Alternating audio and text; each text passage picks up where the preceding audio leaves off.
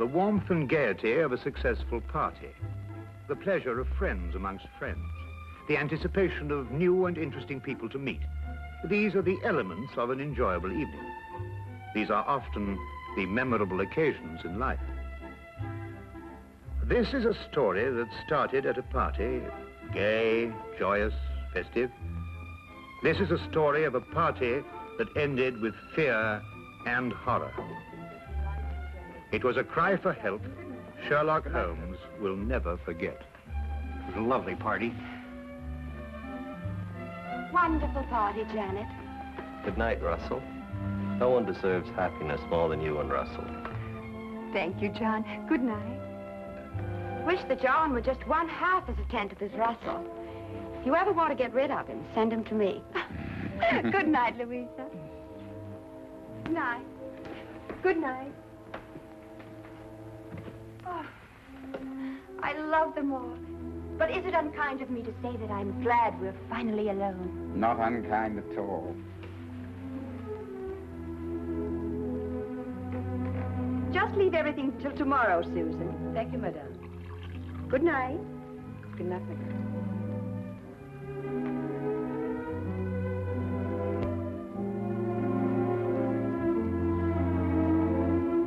You've made me very happy this evening, darling.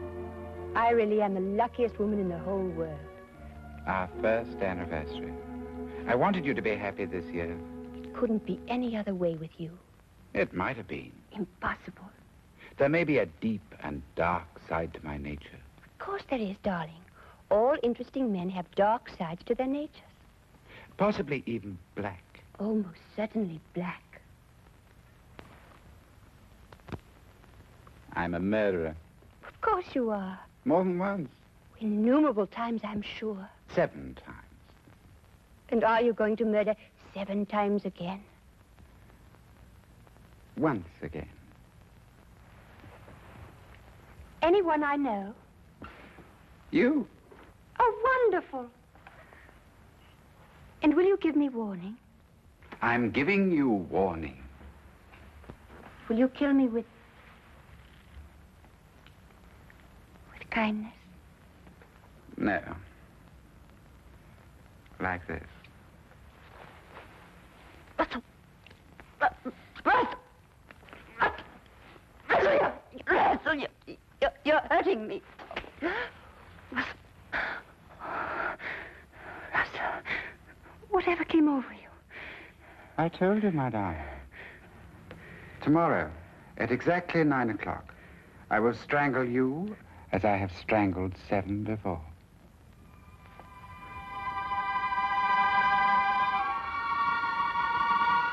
You're serious? About the art of murder, I am always serious. I've used it as it suited my convenience. Death is my only true friend. Russell, don't talk like that. You don't believe me now, my dear. But you'll think about it. You'll come to know and to fear. Then you'll fly to the police and tell them what has happened. They may believe you, they may not. And tomorrow, at exactly 9 o'clock, I will kill you.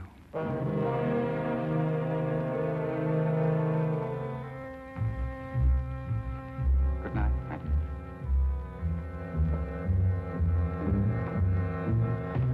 Oh, yes. Happy anniversary, my dear.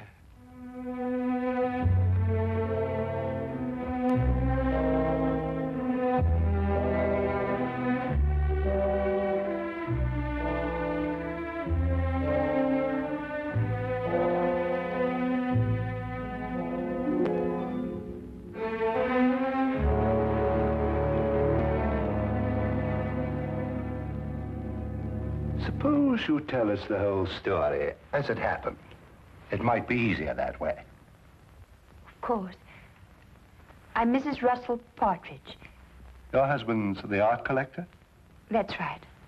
Oh, he's a wonderful man, your husband.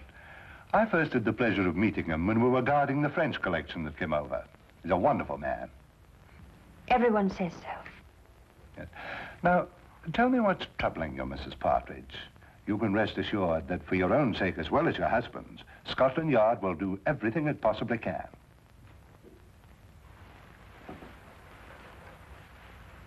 It was nothing. Nothing? I was mistaken. I can see it now. Probably the result of too much party last night and an overactive imagination. Well, perhaps you'd care to tell me about it anyway. It may help to dispel any doubts you have. It isn't necessary, really. I'm sorry to have taken so much of your time, Inspector. I'm sure you're a very busy man. Mrs. Partridge, I'm very pleased to hear you feel this way now. What do you mean? Your husband told me of the incident last night. He was afraid you wouldn't be able to overcome the delusion. My husband told you? Yes, he was here this morning. What did he tell you? Only that you were suddenly overcome by the idea that he intended to harm you. You're over that now, I see. My husband told you that?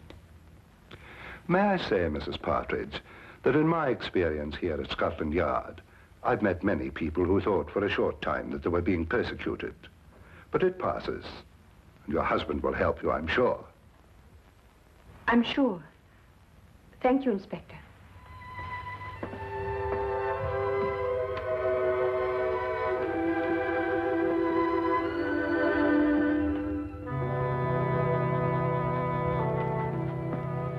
Well, what do you make of that, sir? Follow, Wilkins. Very good, sir.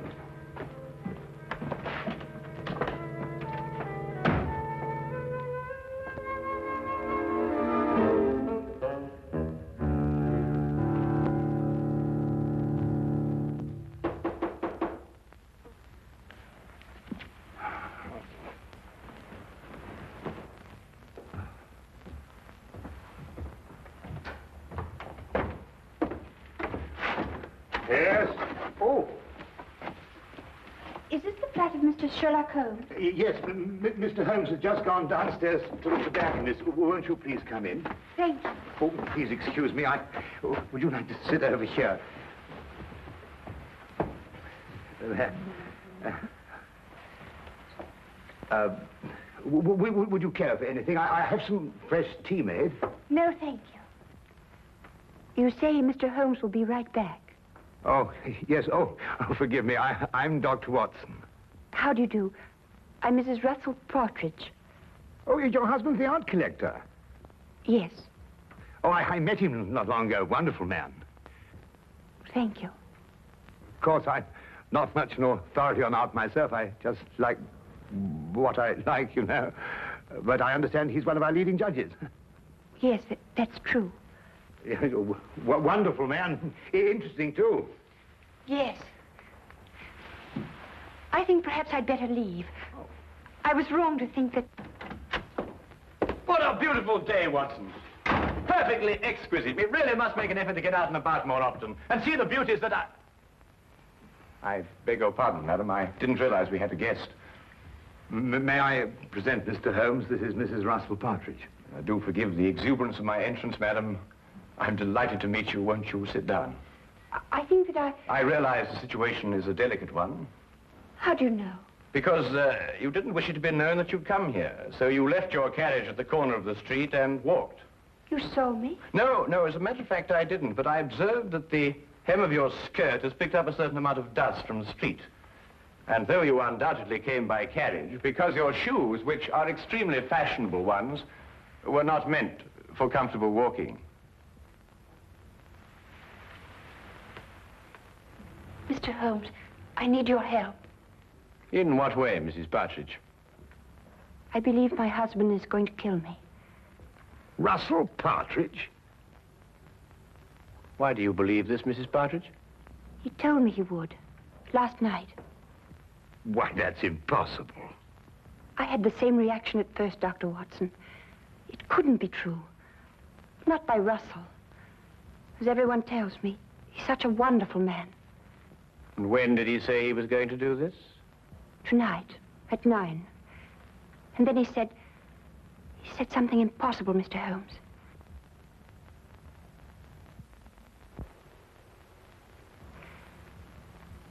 He said, I would be the 8th.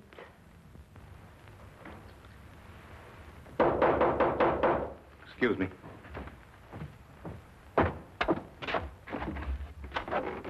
Hello, Inspector. What do I do for you? Hello, Dr. Watson. I want to speak to Mrs. Partridge. How do you know she's here? I had her followed from Scotland Yard. Oh, I see. I'm sorry to have to do this, Mrs. Partridge, but I was afraid you might still think you were in danger. I see now that you do. I'm sorry. But Lestrade, Mrs. Partridge has just told us that her husband is going to kill her tonight at 9 o'clock. Mr. Partridge came to the yard this morning to tell me that his wife was going to call on me. How did he know? He said you told him you were going to call. That's not true. I decided to do it this morning. It was 10 o'clock, I remember. Mrs. Partridge, at 10 o'clock, your husband was still sitting in my office. Mr. Holmes, I don't understand. I don't understand how Russell knew I would go to see Inspector Lestrade. I swear I never told him. Everything I told you is true, exactly as it happened. Do you believe that?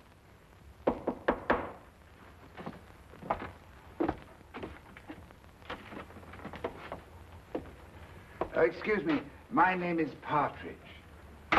I believe my wife is here. Yes, indeed, she is. Will you come in? Russell. I'm sorry I'm late, my dear. I was detained at the gallery. Are you ready to leave? How did you know I was here? How did I know you were here? Yes. How did you know? But you said you'd be here. You told me to meet you here. Have you forgotten?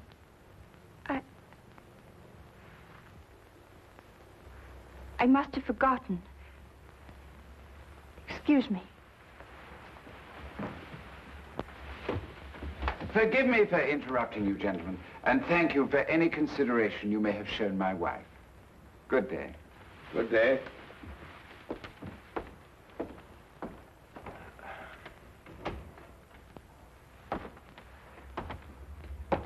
Well, I'd say that young woman was heading for a complete nervous breakdown. I've seen these delusion cases before. A very interesting man, and a very distinctive one. When I went down to the tobacconist, I wondered why he was standing at the corner of the street, watching this flat so intently. And now I think I know why. Yes, indeed, a very, very interesting man.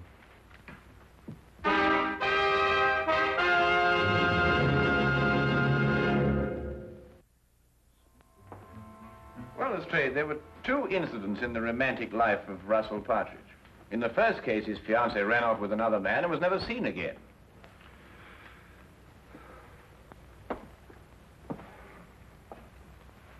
She ran off with an American, didn't she? Was this confirmed or assumed, Lestrade? Well, I don't know. And in the other case, he was left at the altar, I believe the expression is. Yes, that's right. Was that girl ever heard of again? She ran off with a South American, I believe. But really, Holmes, it just isn't logical. If Russell Partridge really intends to kill his wife, he's not going to tell her about it first. That'd be putting a rope round his neck. Would it be? Do either of you really believe that? It isn't logical, Holmes. It isn't usual, Lestrade. But this man is just amusing himself. He's an insane fanatic. And unless you get a warrant out for his arrest, I, for one, won't be responsible. Now, look here, Holmes. I can't ask for a search warrant every time a man's left at the altar. What would you be looking for anyway? The evidence of the 7 other murders he told his wife he'd committed. Holmes, you must understand that, well... Or the 8th will be on your hands.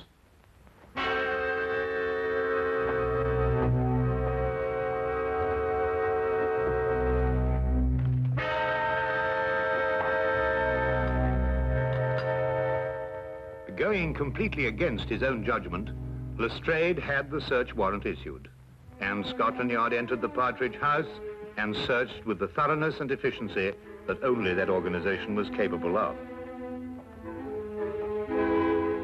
From basement to attic, no wall, no object was left without meticulous examination.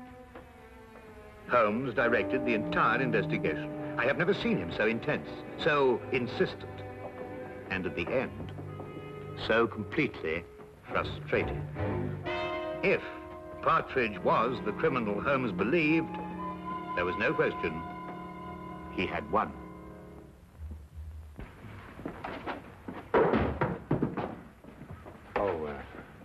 Naturally, Mr. Partridge, the Yard will assume responsibility for putting things back as they were. Thank you, Inspector. I do hope you'll forgive us bursting in like this. It's, Mr. Holmes who... I understand Mr. Holmes very well. I suppose I'd feel the same way, under the circumstances.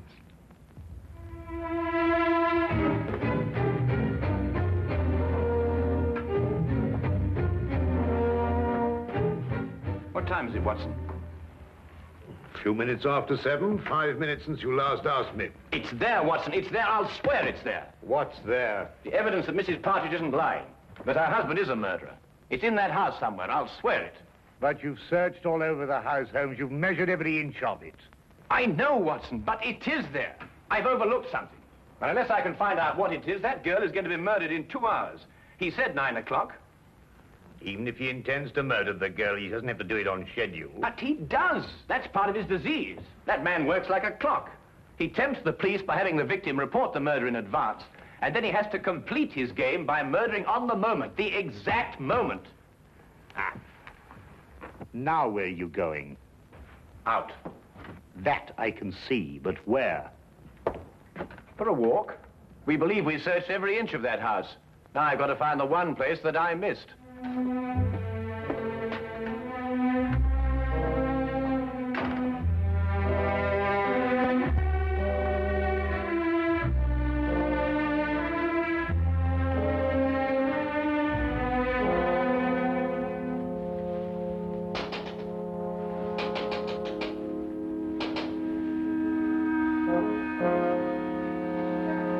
Mr. Holmes. Good evening, Mrs. Partridge. I realize the entrance is somewhat unconventional, but then so are the circumstances. I believe I made the climb unseen. What are you doing here? I want to prevent you from doing this. I can't stay here. You must. If I stay here, kill me. Mrs. Partridge, I know your life is in danger, but if you leave here, I can't guarantee your safety. If you stay and help me, we may yet have a chance. A chance? Yes. It's my theory that your husband will try to... Janet!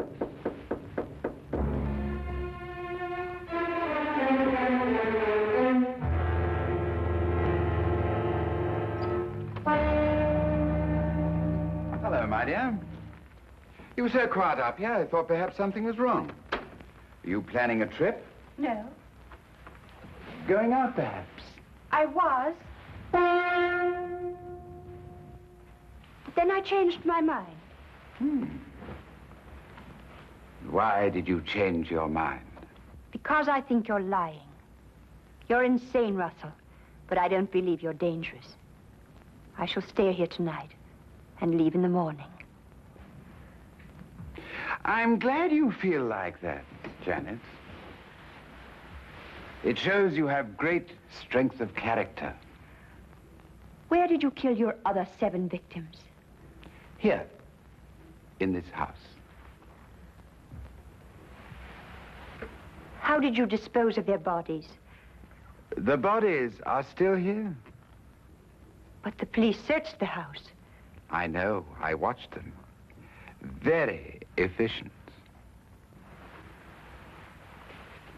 Especially with Mr. Holmes to guide them. A very clever man, Mr. Holmes. It was a tremendous temptation not to tell him where to look. It's 8:45. You have 15 minutes. Why don't you run away?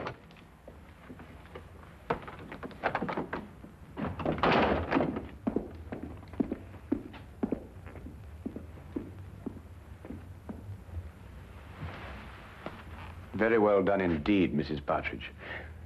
I must apologize for the oversight. What do we do now? Now we wait.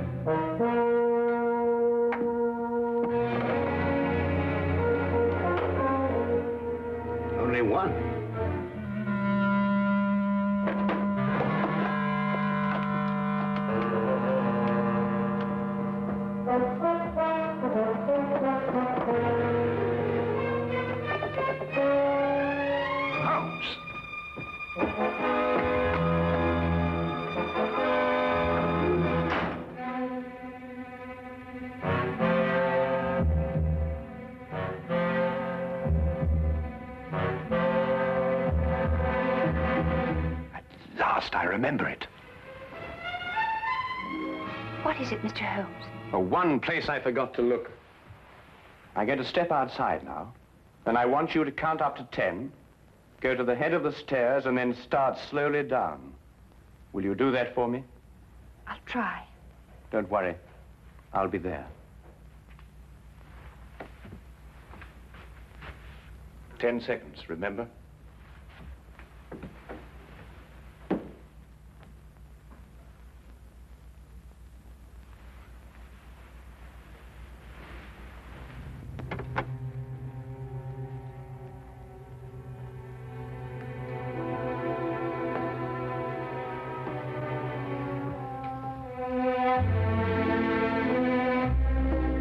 I admire your courage, Janet. Aren't you afraid? No. I don't believe you. I think you are afraid. No, I'm not. The others were afraid. Don't take that last step. How did you get in? The important thing is that I'm here, and that your wife is safe. And because of your premature revelation of yourself, so am I. I'm sure it is not against the law of England to walk up the stairs in one's own house. Besides, my wife is completely unharmed. And the other 7, Mr. Partridge? What other 7, Mr. Holmes? You searched this afternoon. The other 7 exist in my poor wife's sick imagination. Yes, and in mine, too. I know where they are now. Really?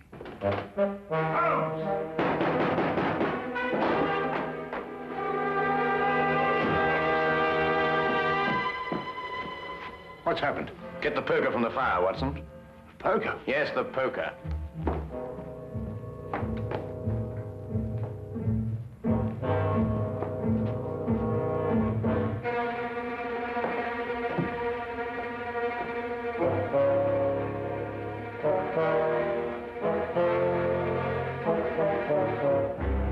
I imagine there is a way of opening your unique coffin, Mr. Partridge. And if not, Dr. Watson here is more than capable of breaking it open.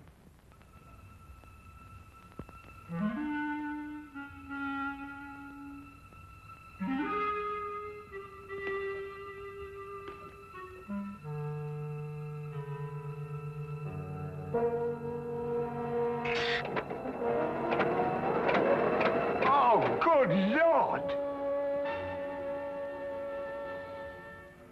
The mortal remains of his 7 victims, Watson.